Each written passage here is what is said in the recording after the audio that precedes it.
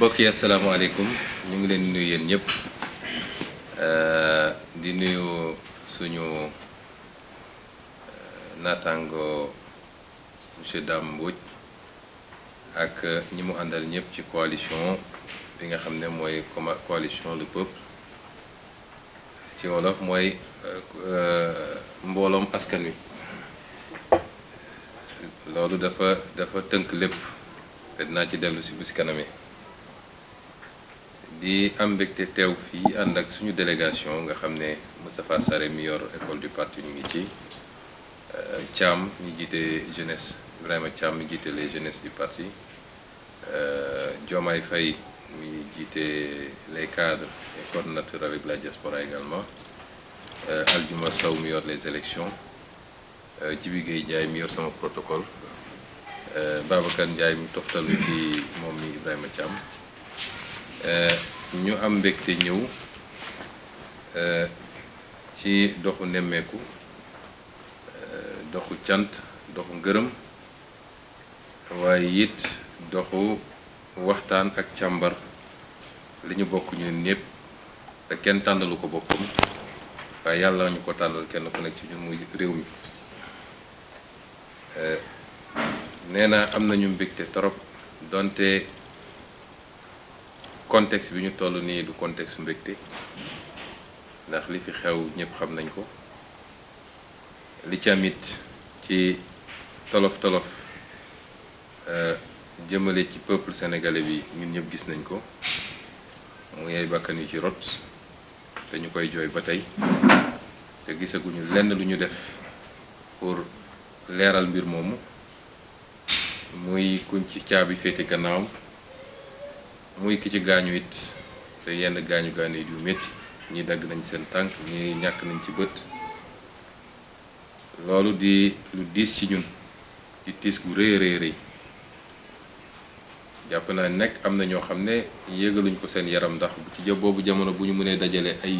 dizaines millions pour dem taxawal ay meetingu dànkaafu mooy ñoom yéegaluñu loolu seen yaram waaye ñun naqar googu mu ci ñun ñu koy dund waaye loolu teewul ñu am bànneexit walla mbégte ci teew fii ndax dañoo ñëw fekk ci suñuy frère ak suñuy sœur dañoo ñëw fekk ci suñuy wëllëre dañoo ñëw fekk fii ay nitu gor ay nitu ngor ay nitu dëgg ay nitu fit ay nit yoo xam ne Sénégal lañ jiital ci leneen lu dul Sénégal te loolu nag dafa méngoog ñun suñuy gëm-gëm ak lan moo ñu tax a xeex ñu ñëw nag ci cadre dox yi ñuy dox fan yi yëpp tànk yi ñuy dox tànk fan yi yëpp jublu ci ñi nga xam ne jotoon nañu taxaw suñu wet waaye gëmu ni sax suñu wet lañu taxaw dañoo taxaw ci wetu askanu Sénégal dañoo taxaw non pas pour jëmm Ousmane Sonko waaye dañoo taxaw pour li nga xam ne suñu tey la waaye suñu ëllëg la ñun ñëpp te ay nit fas yéene ci teg loxo ba kenn dootul am sañ-sañ fii ci biir réew mi waaye bu dee li sabab loolu li tax taxawaay boobu gën a mën a fës parce que lu yàgg am la waaye dafa gën a fës ci ñaari weer yi ñu weesu li tax mu gën a fës mooy circonstance bu taxaw te circonstance boobu yàlla nattuñu suñu jëmm suñu tur ak suñu organisation doon ci benn élément bu am solo moo tax ñu ne léegi damay faral di wax ni ku def li mu war a def ngir réewam ngir askanam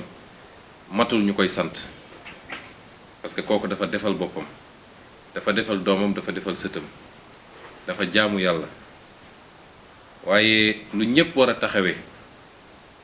bu ci tumuranke amee ba ñenn taxaw ko ñooñu dañ leen di jaajëfal muy benn donte ci lii sax gis nañ ni am na ñu ko gënoon a yëkkati am na ñu ko gënoon a téye waaye ñëpp taxaw nañ ci ñaareel bi moo it ca nañ koy defee ci anam gi parce que jaajëfal bi war naa doon lu mun a soññ keneen ak keneen ak keneen ba ëllëg mu xam ni àdduna du rek lu may def wala lii ma war a def lan laa ci am man sama bopp waaye léeg-léeg nga jóg def ngir yàlla kese nga jóg def parce que réew mi la kon loolu tax ñu ne dinañ ñëw ne leen jërëjëf parce que Sénégal yépp a gis seen taxawaay bi ñépp nag mouvement bi defe naa mouvement bi organisation yi ci bokk yépp kenn mënul natable kenn mënul douter ci seen engagement ci xeex bi nga xam ne c'était pour la démocratie sénégalaise c'est pour nos droits et nos libertés ba taxit li tubaab naan vous avez payé un lourd tribut mooy am na lu ngeen ci daj loo xam ne ba léegi ñu ngi koy dund ndax tey jii defe naa bokk nañu bokk ci seen coalition bi caabi féetewu na leen gannaaw ba tey lañ leen di déglu muy Amadou Clédor Sène muy Assane Diouf muy sax Ousmane Tounkara parce que maa ngi gis fii 1 million marche nga xam ne xeex bi moo ko andil lii ko dal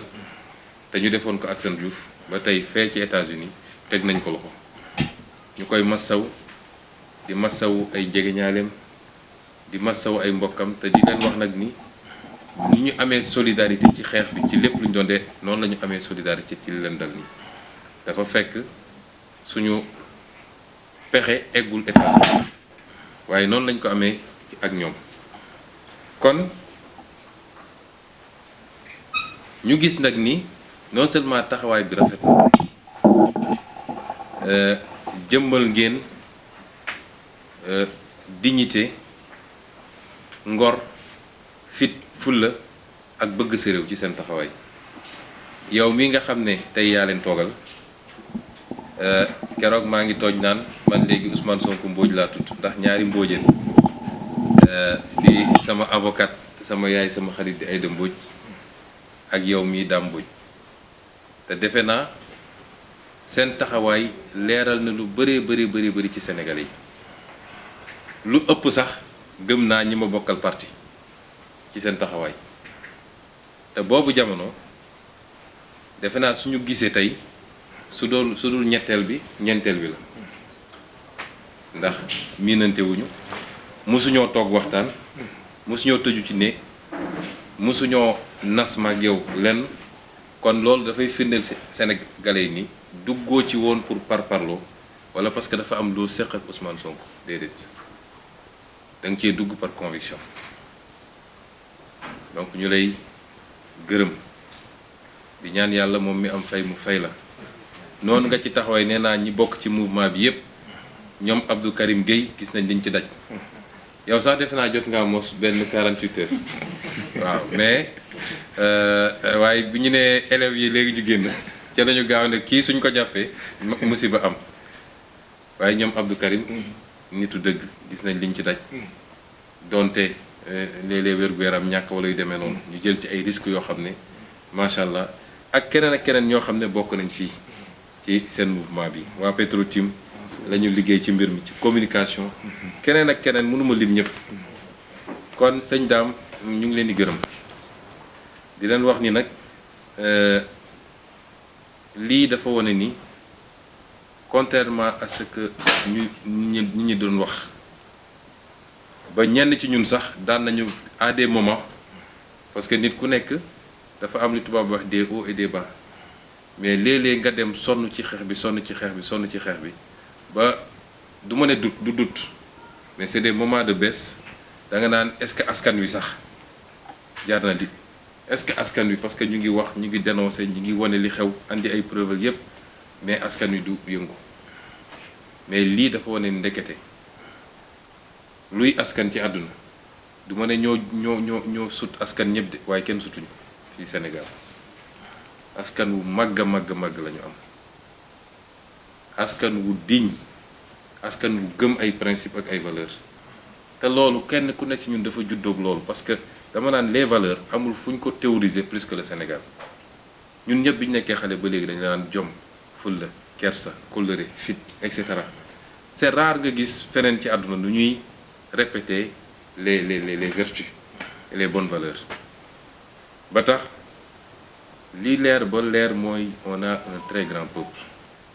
mu des nag on n'a pas de très grands dirigeants loolu mooy problème mu Sénégal suñu peuple dafa jiitu fuuf dirigeants yi waaye dafa jiitu fuuf sa classe politique suñu peuple dafa raw sa classe politique ndaw ñii di rey seen bopp génn xeex nee naa la am na démb ñu ngi ma envoyé photo koo xam mooy fi ma bëgg a dem Fadia 10 ans la am ñu ngi ko dóor bal ci bët bi ci ñu rey ki ci gën a néew at 12 ans la am kon ndaw ñooñu di jóg mu jaral leen ñu génn xeex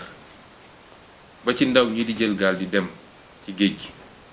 ñooñu dañoo am fulla dañoo bañ gàcce ñooñu ku leen jàppale ñu dem jàppale ñu tabax réew mi ci kaw nag ñu am ay dirigeants yoo xam ne ay patriotes la ñu gëm seen réew alalu réew mi ñu téeku ci réew mi delloo ko ci askan wi guerre jeex fi détourné xaalisu réew mi jeex fi ñu tollale Sénégalais jox leen les mêmes chances ku ko def ci diir bu gàtt ñu defar réew mi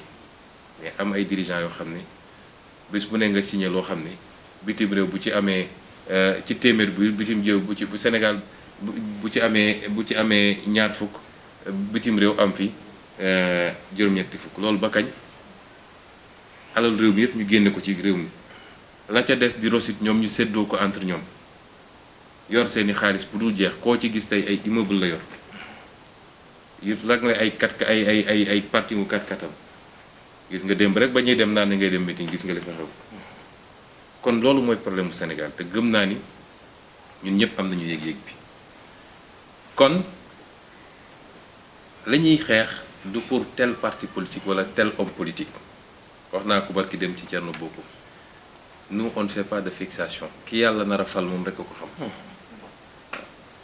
nit bu gëmul yàlla mooy foog ni moom mooy fal boppam dellu si gëm ni mën na fee toog ba saa su ko neexee wala ba dee fekk ko fi loolu amul fenn ci àdduna la ñuy xeex ñun ñii ñëpp pour réew mi la kese te nañ koy xeexee it dama wax sànq principe bu justice ak équité injustice réew mu am wax naa ko ci sama benn discours injustice moo gën a métti dund sax que xiif wala mar wala dëkk ci sedd bi parce que ni nga koy yéegee ci sa yaram noonu ko koy yéegee ci sa xol méttitu xol et puis ak ce sentiment d'impuissance mu leer na ni kii warula mën a imposer li parce que du loolu mooy yoon mais mu imposer la ko nga koy dund mooy li ñuy gis ñun ci suñu réew yi am na ci enseignement bi defe naa benn yoon bi ñu njëkk a gisee su ma juumul est-ce que du woon conférence bu enseignant yi doon def enseignant yi doon def CUSEMS ak ñële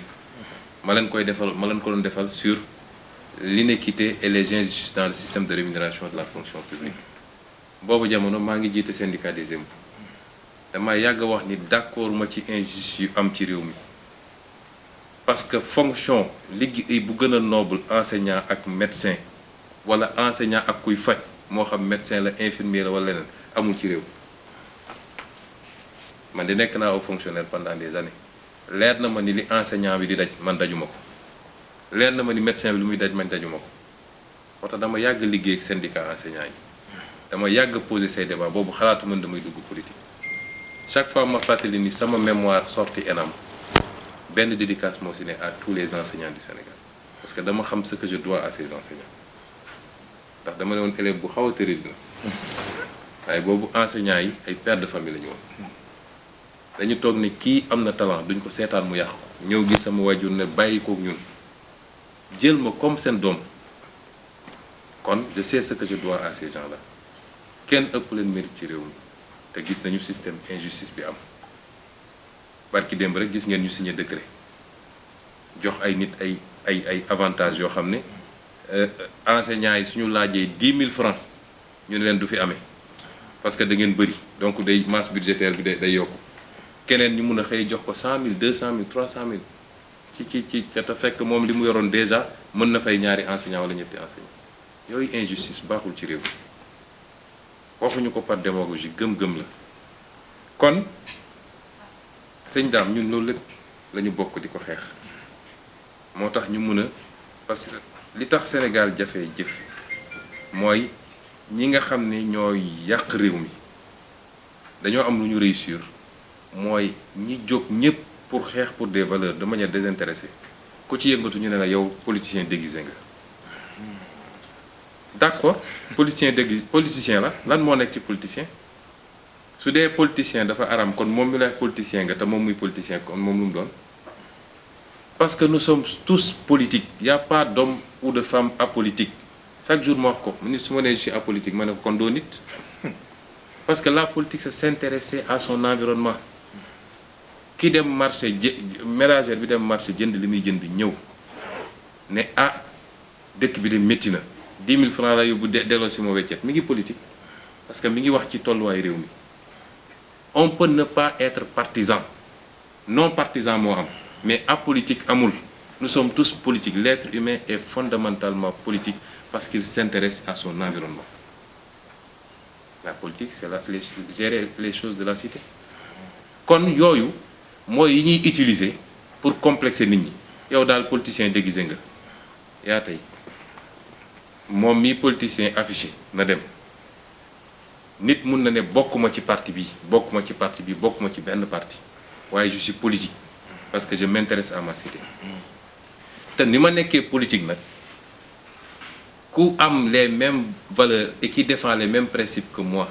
quelle que soit la forme d'organisation bi mu jël war naa mun a am fu may dajeeg moom bu ko jaree ñu wax ci réew mi bu loolu jeexee nag kenn ku ne am na indépendance am ci moom ni mu organisé wu. moo tax il faut ñu décomplexer ce débat là parce que ñoom loolu la ñuy réussir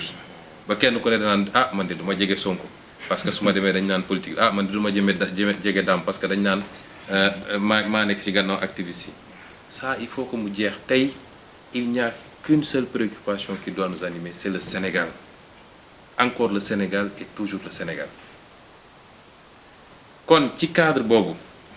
ñun ñëpp war nañu am yitte ni kenn waratul mun a nangu réew mi ñu bokk mu am kenn koo xam ne am nga un pouvoir de vie et de mort sur tout le monde.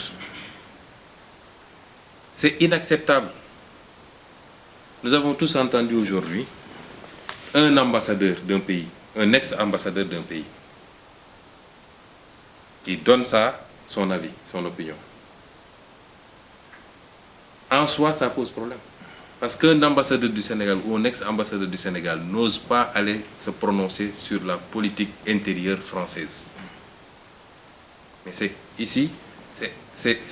on invite même des ambassadeurs dans des émissions du dimanche pour qu'ils se prononcent sur des procédures judiciaires en cours au Sénégal. Un ambassadeur qui le ferait en France, il ne fera pas une heure de plus en France. C'est inadmissible. Mais en soi, que cet ambassadeur se prononce, c'est une chose. Mais qu'il puisse dire il sera difficile de faire disparaître Sonko. Disparaître. C'est un lapsus révélateur. Et il n'invente rien. Parce qu'en Afrique, on a l'habitude de faire disparaître des opposants. Il ne l'aurait jamais dit en France. Qu'ils disent que ça va être difficile de faire disparaître Sarkozy. Qu'on le comprenne au premier degré, c'est-à-dire une disparition physique, ça pose problème. Mais on l'a vu en Afrique et on l'a revu. Au second degré, une disparition organisée, beaucoup plus pernicieuse en instrumentalisant l'appareil judiciaire, etc., etc., ça pose toujours problème. Ça veut dire que nous n'avons pas des États démocratiques. On ne nous prend même pas au sérieux. C'est-à-dire, de l'extérieur, les gens considèrent qu'un président africain peut à tout moment effacer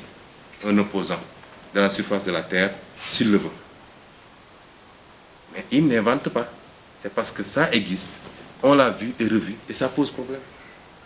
Et ça n'est plus acceptable au Sénégal et en Afrique.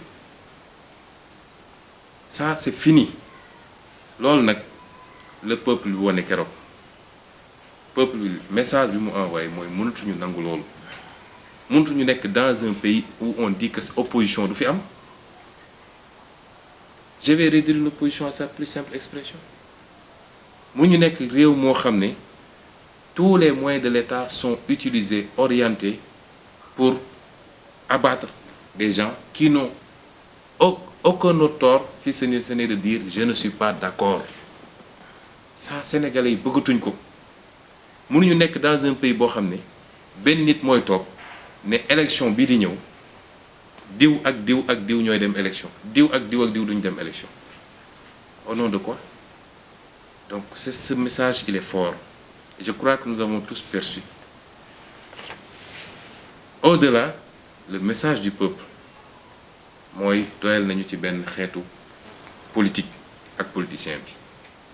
moo tax ñun ñii ñëpp toutes les forces vives de la nation nous devons nous donner la main. Il est impératif de sauver ce pays. Impératif de sauver ce pays. ñuy gërëm au passage ñi nga xam ne suñuy kilifa diine am na rôle bu extraordinaire buñ ci joué ba tey ñu am dal bi donte la ca ñeneen war a def defuñu ko ci ndax soo seetee fan yépp ay discours ay wax la yoo xam ne waxu taal fitna la li ma wax nag xaju balcon bi mbir mi tàngee ñoom ñépp newoon ne mes kenn waxul génn wër télé yeeg rajo yi naan dañuy menacer à gauche à droite waaye ñu dellu gërëm suñu kilifa diine yooyu te di leen feddali ñun de suñu wàll la ñuy waxanteeg ñoom dinañ ko doxal ba mu mat sëkk parce que ñun jàmm lañu bëgg jàmm la ñuy dox songuñu kenn dañ ñoo songu ñu défendre songuñu kenn créé luñu kenn la ñu wax ci réew mi dañ naan lii ànduñu ci lii ànduñu te teg ko ci xam-xam ak ay preuve yoo xam ne kenn mënu ko fee dindi waaye bu nit jógee nag jël ay matuwaayam ne tey ma faagagal ñi dañ jël suñu matuwaay pour défendre ba ñu défendroo ba affaire bi am fu mu egg ba askan wi génn nee naa Ousmane Sonko taxul ñu génn wala su ci amee lu tuuti la ci waaye li ñu gisoon ci gannaaw moo tax ñu génn ba askan wi génnee ba wone ni doole gi askan rek a ko yor li tubaab naan la souveraineté appartient au peuple boobu la ñu ne nañu yemale mbir mi fii parce que lañ ñu jàngal ñun ba ci suñu diine mooy bu la nit dóoree am nga sañ-sañu fayu waaye la ngay fayu na yem ak lam la dóor bul xaabaabal ba mu ëpp moo tax ñu jàppoon ni non seulement loolu am na waaye kilifa diine réew mi yépp wax nañoo ak ñun ñu ne leen nangu nañ leen ko ñu teggi suñu tànk loolu nag ñu koy feddali fii ni foofu ñu nekkoon ña nga fa ba tey bu soobee yàlla duñ ci teggi dara provocation yi duñ ci répondre dinañu déglu kilifa diine ba lañ ca war a def ñu def ko ci ba gis lan lay joxe bu boobaa nag ñun ñëpp dinañ daje ñu évaluer kon askan wi sëñ Dame dañoo am yaakaar gu rëy ci ñun ñii ñëpp te it li ñuy def nañu góorgóorlu ba bu mu doon mbirum nit parce que bokk na di yàq lu ñu gën a sonal mooy dañuy jël mbir mi bu ko tënk ci benn nit boobu bis bu ñu ko galgalee mu am jafe-jafe rek mbir ma taxaw na doon mbirum xalaat ak projet bu ñu bokk tant que ñi ngi bokk mënuñu d'accord ci lépp nag àdduna moom loolu amul mais su dee les fondamentaux essentiels bi bokk nañ ci gis-gis nañu teg suñuy personne fële les égos yooyu yëpp nañ ko teg fële ñu ne lii baax na pour Sénégal nañu xalaat nu ñuy fexe ba lii ñu appliqué ko biir réew mi kon loolu mooy ci gàtt li ñu bëggoon wax di wax tamit nii lii fi am yépp bokk na ci jàngat yu ñu jàngat ñu koy waxaat askanu Sénégal mooy ñii fi ne de man gëm naa ni baaxuñu sax ci kër waxuma laa pour ci Sénégal ñun àdduna du dox ba ñu ne ñu ngi liggéey ak ñoom ñu nga bokk ak ñoom ay gouvernement wala ñu ngi dajeek ñoom ci ay dossier parce que koo xam ne ngeen jéggal ma ci kàddu gi waaye yegg na ci mbon foo xam ne su mënoon tey jël sa bakkan jël ko su sañoon tey yaa nga kaso yéenewul lu dul souffrance ak lu métti koo xam ne ca la may waajal te loolu tam il faut sénégalais xam ko le prochain complot comme saa ñu complot yàlla def li muy def le prochain complot mooy terrorisme seen wax yépp léegi loolu la traité nañu tout le peuple sénégalais de terroriste nañ ci bàyyi xel parce que lu fi am Sénégal ci jamono Sénégal amul problème terroriste suñu askan ni mu bindoo amul loolu waaye ñu ngi koy ruumanaat di ko ruumanaat ba man duma bett ñu xëy ñu ne dara klaate na fi nangam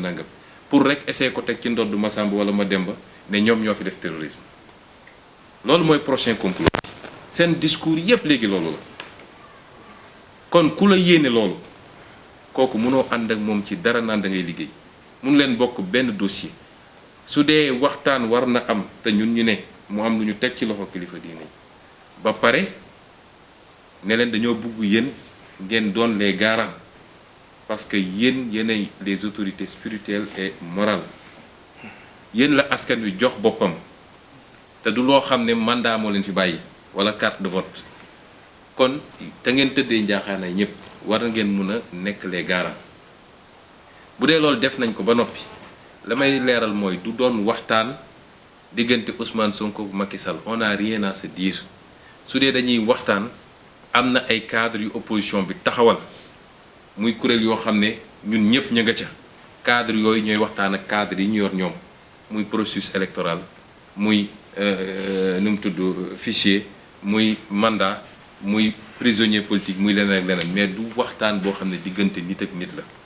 kooku amul lu ñu ciy seq ci waxtaan kon loolu it ñu profité leeral ko tuuti ci waxtaan bi nga xam ne ñu ngi koy waxtaan kon daal ñu ngi leen di gërëm bu baax sëñ Dame di wax ngeen jottali suñu ngërëm mbooleem seen mouvement bi di leen wax nag ni tàllal nañ leen suñu loxo pour lépp loo xam ne njëriñu réew mi kese la ñu mun cee ànd liggéey ngir réew mi dans le respect mutuel ku ne jox moroomam gëdd gi mu war a am loolu moom ñun am nañ ci ubbeeku bu doy sëkk te jàpp nañ ni loolu la askan wi bëgg ci ñun kon ñu ngi leen di gërëm di leen sant di wax nit ñu ngi ñaan yàlla ñii nga xam ne bokk nañ ci yéen te xeex bi tax caabi féete leen gannaaw ñu am yaakaar trop nag comme ñu ngi leen di déglu tey ñu ngi ñaan yàlla balaa ñuy joto dajewaat ñu fekke daje googu te gëm naa loolu dina am di dellu ñaanal ñi fi seen bakkan rot yàlla na leen yàlla yërëm yàlla na yàlla yaatal seen bammeel te it yàlla na yàlla musal ñu ba lu mel ni dootu fi am donte am na ñu koy suuxat fi mu toll nii te ñëpp xam nañ fu ñu féete waaye ñu ngi ñaan yàlla mu dàqal ñu seytaane daal di nasaxal seeni pexe parce que nit noo yaakaar sa bopp foog ni yor nga doole ba yor sa pexe bu yàlla wanee boppam rek nga xam ne ndekk te yoroo dara kon yàlla nañu yàlla aaral suñu réew ñii nga xam ne taalkatu fitna lañu te nguur jaral na leen lu ne lu ne yàlla nañu yàlla musal ci ñoom aaral ñu suñu réew gënte sotti jàmm ak déggoo ci sénégalais yi ñun xamuñu waaso xamuñu xeet xamuñu diine wax dëgg yàlla discours yooyu yàlla nañu ci yàlla musal dañu koy def yàlla na këpp ci ñoom waaye nañu bàyyi peuple sénégalais ci nii ñu mel suñu biir te loolu ñëpp àdduna bi yëpp ñeeñu ci loolu daal sëñ Dame moo ne woon suñu wax ci lu gàtt ñu ngi leen di gërëm di leen sant asalaamaaleykum wa rahmatullah